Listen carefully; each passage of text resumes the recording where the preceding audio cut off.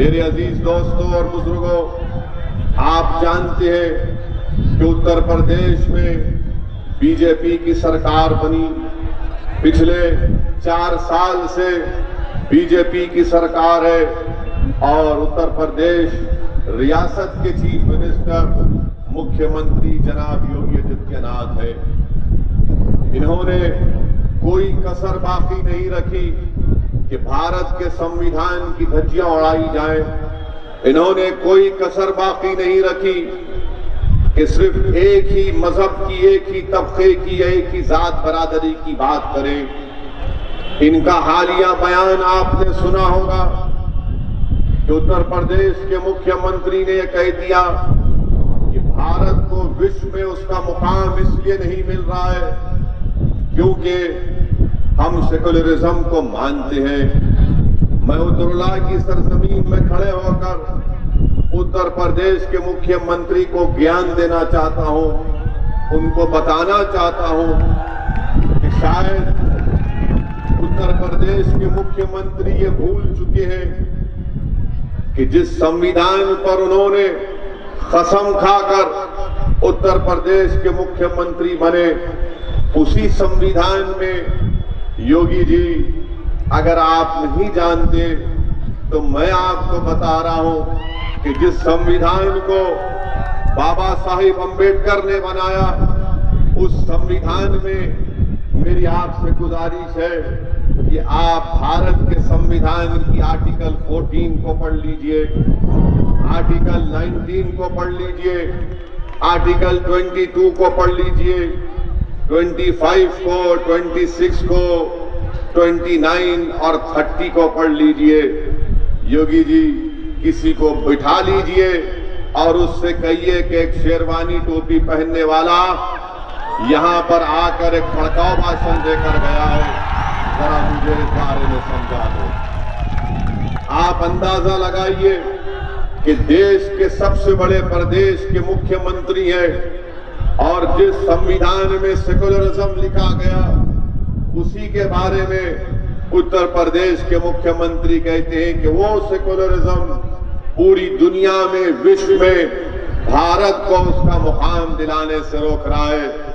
योगी जी, मैं आपसे पूछना चाहता हूं और आप और हमारे मुल्क के वजीर आजम से पूछना चाहता हूं, आज देश में पेट्रोल और डीजल की कीमतें माशाल्लाह 100 रुपये लीटर हो चुका है। क्या वो सेकुलरिज्म की वजह से हुआ है? क्या सेकुलरिज्म की वजह से पेट्रोल और डीजल और गैस की कीमतों में इजाफा हो गया? बताइए, वो बीजेपी जो कहती थी कि हमने गरीब महिलाओं को गैस का सिलेंडर दिया, आज वही गरीब महिला 865 रुपये का गैस का सिलेंडर खरीदने के मौक़िफ़ में नहीं है, इसलिए कि उसको किराया देना है अपने घर का, इसलिए कि उसको अपने बच्चों को खाना खिलाना है, इसलिए कि उसके पति के पास अब नौकरी बाकी नहीं रही। मगर उत्तर प्रदेश के मुख्यमंत्री गरीबों की तकलीफ को दूर करने के बजाय सेकुलरिज्म की बात करते हैं।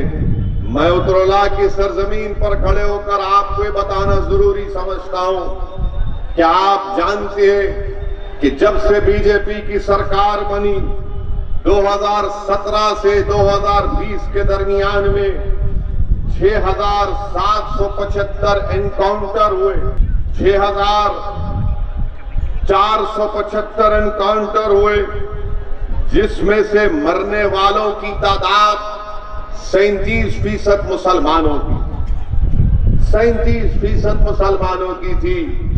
और उत्तर प्रदेश में मुसलमानों की आबादी, पॉपुलेशन का परसेंटेज 18 या 19% के दरमियान में है। आखिर ये जुल्म क्यों? आखिर ये जुल्म क्यों हो रहा है कि एक देश के बड़े प्रदेश का मुख्यमंत्री कहता है कि ठोक दो, ठोकने से जुर्म या क्राइम का खात्मा नहीं होता। चाहे मैं हूं या कोई पुलिस का IPS ऑफिसर हो, कोई भी कानून को अपने हाथ में नहीं ले सकता है। मगर इस ठोक दो की पॉलिसी ने देख लिया कि 6,475 एनकाउंटर में 37% जिन लोगों को गोली मारकर हलाक कर दिया गया वो मुसलमान थे।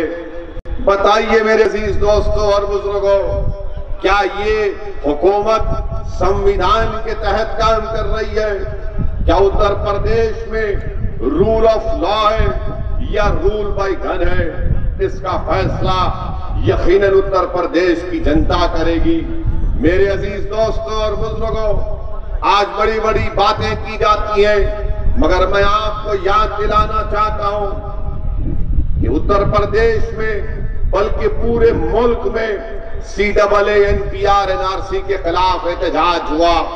हम सब ने मिलकर एहतजाज किया इसलिए कि वो कानून भारत के संविधान के खिलाफ था। वो कानून राइट टू इक्वालिटी, मसावात और बराबरी के खिलाफ था। पार्लियामेंट में जब इस पर बहस हो रही थी तो मैंने बीजेपी के 300 सांसद के सामने खड़े होकर भारत के संविधान की दलाइल को देकर यह बताया कि मजहब के नाम पर सिटीजनशिप का कानून नहीं बन सकता।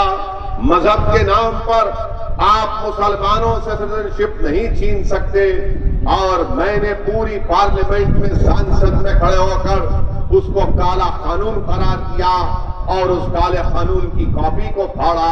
मैं मुबारकबाद देता हूं उन तमाम लोगों को जिन्होंने खास तौर से हमारी मां और बहनों को, जिन्होंने पुरअमन एहतजाज किया उस कानून के खिलाफ। मगर अफसोस ये है कि उत्तर प्रदेश में 23 मुसलमानों को गोली मारकर उनकी जानें ले ली गई।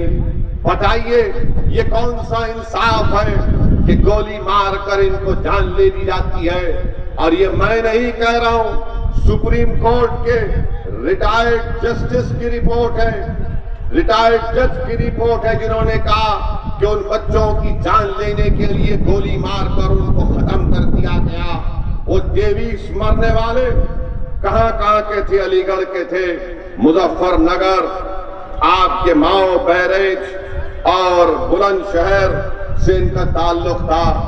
मेरे अजीज दोस्तों और बुजुर्गों, ये इस तरह से अगर संविधान की धज्जियां उड़ाई जाती रहेंगी तो बताइए फिर हमारे मुल्क में जमहूरियत का क्या होगा?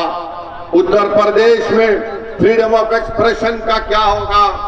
आज मरने वालों के घरों में कोई जाकर उनसे पूछता नहीं है।